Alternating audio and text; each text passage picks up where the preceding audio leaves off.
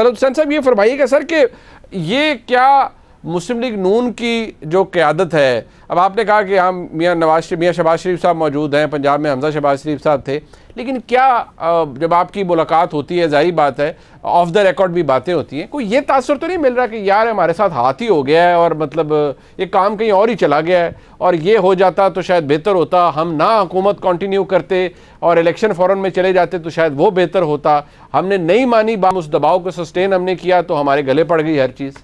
देखिए, मेरी तो वज़ीर आज़म के साथ कोई मुलाकात कभी नहीं हुई, ना ही हमजा शहबाज शरीफ के साथ कोई मुलाकात हुई है, बल्कि बतौर सहाफ़ी जो मालूमात की बुनियाद पर रिपोर्ट करता है और मालूमात के हसूल के बहुत सारे ज़राए हैं, वो हमजा शहबाज को तलाश कर रहा है। आपको कहीं पे नजर आए हैं हमजा शहबाज शरीफ, जिनकी हुकूमत गई है, जिनके साथ हाथ हुआ है, जिनके बारे में सारा रौला पड़ रहा है, वो किधर है हमजा शहबाज शरीफ? ट्वीट आई थी, वो सुहेल बड़ाइज के साथ बैठकर गजलें तो गुनगुना सकते हैं, लेकिन जब उनकी हुकूमत चली जाती है तो वो गैब गुल्ला हो जाते हैं। कहां पर हैं वो? आपको मिले हैं कहीं पर? वो नजर आए हैं कहीं पे? तो एक तो विजिबिलिटी का इनकी जमात का बहुत बड़ा इशू है। दूसरा, अभी मैं एक ज़िमनन बता दूं, आपने कहा जी कि नवाज शरीफ की सजाएं कैसे माफ हो सकती हैं। ये कल जो सुप्रीम कोर्ट के 3 जज साहबान ने शॉर्ट ऑर्डर दिया है, उसके अंदर उन्होंने खुद ही रास्ता खोल दिया है अगर ये इस्तेमाल करना चाहे तो। आपने पढ़ा होगा, ज़ाहिर है आप कानून को समझते हैं, आप कानून को प्रैक्टिस करते हैं, राजा साहब भी करते हैं। क्या जज साहबान ने ये नहीं कहा कि अगर कोई जज गैर शऊरी तौर पर कोई गलती कर ले तो उसके सामने कानून का दूसरा व्यू लेने का जो है वो रास्ता खुला हुआ है? बिल्कुल। तो नवाज शरीफ के बारे में जज साहबान ने गलती की होगी, उसका दूसरा व्यू भी लिया जा सकता है। और सुप्रीम कोर्ट के 3 मेंबर के बेंच के फैसले के बाद अब तो मुनीब साहब कुछ भी हो सकता है। तो मुझे थोड़ी सी हैरानी हो रही है कि आप सियासत को भी समझते हैं और कानून को भी समझते हैं और ये सवाल उठा रहे हैं कि नवाज शरीफ को किस तरीके से वापस लाया जाए। लेकिन क्या नवाज शरीफ वापस आना चाहते हैं? क्या उन्होंने इसके बारे में सोचा है?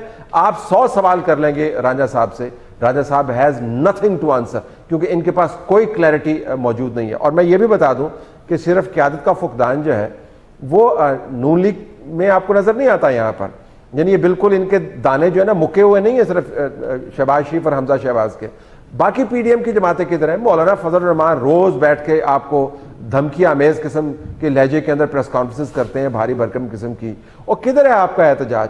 आज नुसरत जावेद ने मेरे प्रोग्राम में बड़ी जबरदस्त बात की। उन्होंने कहा कि एक सुप्रीम कोर्ट आपको कह रही है कि बतौर लीडर आप कोर्ट के अंदर दाखिल नहीं हो सकते, तो मौलाना फजल रहमान को इस्लाम भी याद नहीं आया और कानून भी याद नहीं आया दूसरे कायदीन की तरह ये कहने के लिए कि आप हमारा रास्ता किस तरह रोक सकते हैं।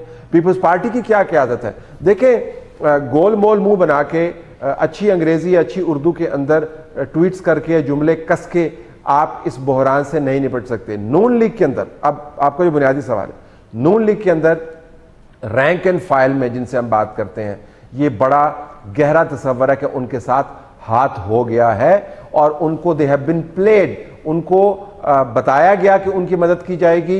न्यूट्रलिटी का एक उनको झांसा दिया गया, वो न्यूट्रलिटी नहीं थी। इमरान खान को रीलॉन्च किया गया, इमरान खान को लॉन्डर किया गया और अब नून लीग जो है वो मुंह छुपाती फिर रही है। और इमरान खान जिनके पास अभी भी सिर्फ केपी में हुकूमत है, वो कौन से खिताब फरमाते हैं और टेलीविजन चैनल्स उसको कौन से खिताब का दर्जा देते हैं। अगर ऐसी न्यूट्रलिटी इमरान खान को भाती नहीं है तो वो दुआ करते होंगे मेरे ख्याल में प्राइवेटली कि अल्लाह करे ऐसी न्यूट्रलिटी उनको ना भाती रहे। इससे तो उसके भाग जो है वो जाग गए हैं। तो मेरे ख्याल में Noon league, PDM collectively they have no policy, कोई रिस्पांस इनकी तरफ से नहीं आएगा।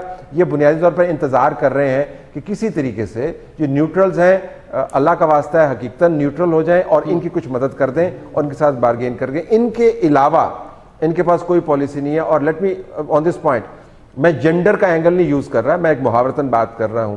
There is only one man in the party, only one man in the party, and that happens to be a woman, Maryam Nawaz. ठीक, खुल के बात तो कर लेती है, पार्टी को रिफ्लेक्ट तो कर लेती है उसको, लेकिन ओन कोई नहीं करता। जावेद लतीफ की तरह इनकी पार्टी इस बयानिए को ओन करने से घबराती है, ये डरते हैं, ये चुप करके बैठ जाते हैं। अगर डरना है तो फिर ऐसे ही मरेंगे। बिल्कुल ठीक। अच्छा, ये राजा साहब, ये अभी जो मैं शाखावर साहब से भी जरा जानना चाहूँगा कि ये जो हुकूमत करना चाह रही है इसका नतीजा क्या निकलेगा। मैं राजा साहब, आपने तलब हुसैन साहब को सुना, ये बात बड़ी क्लियर है, it's blunt, it may sound harsh, या कुछ लोग शायद इससे कहें कि ये बड़ी ऑफेंसिव बात है, लेकिन बड़ी सख्त बात है और बड़ा ज़बरदस्त क्रिटिक भी है। डू यू रियलाइज कि ये पार्टी का एक प्रॉब्लम है?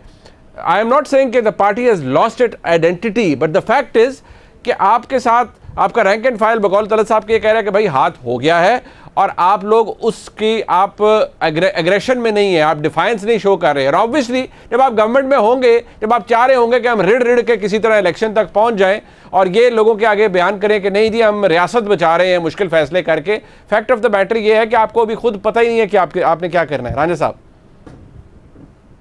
देखिए, जावेद लतीफ साहब ने जो बात की और जिस तरह से अभी तलत साहब कह रहे हैं, बड़े माशाल्लाह सीनियर साथी हैं और हम मेरे पे तो आज पता नहीं इनके बड़े हमले हो रहे हैं, नाराजगी मेरे से क्या है। लेकिन मैं एक बात चले, गुस्सा कहीं और है, मेरे पे तो ना निकाले, लेकिन एक मैं बात बड़ी बातें करूंगा। देखिए, मैं तो बड़ा वाज़ेह रहा हूँ पहले दिन से ही। आप ये देख लीजिए कि हम पार्टी में हर किस्म की बात करने वाले लोग होते हैं। हम मरियम नवाज के बयानिए को सपोर्ट करते हैं। हम इसको जब समझते हैं कि मरियम नवाज जो बातें कर रही है वो ठीक है और वो वक्त की जरूरत है, वो सही बातें कर रही है, ये नहीं कह रहे कि वो नहीं सही बातें कर रही है, बिल्कुल सही बातें कर रही है और ये बातें होनी चाहिए। अगर ये बातें हम करेंगे तो ही हमारा लॉन्ग टर्म सियासत का सर्वाइवल है। अगर हम डर के और झुक के सियासत करेंगे तो कोई हमसे बात भी नहीं करेगा। हम तो मरियम नवाज की बातों पर यकीन रखते हैं।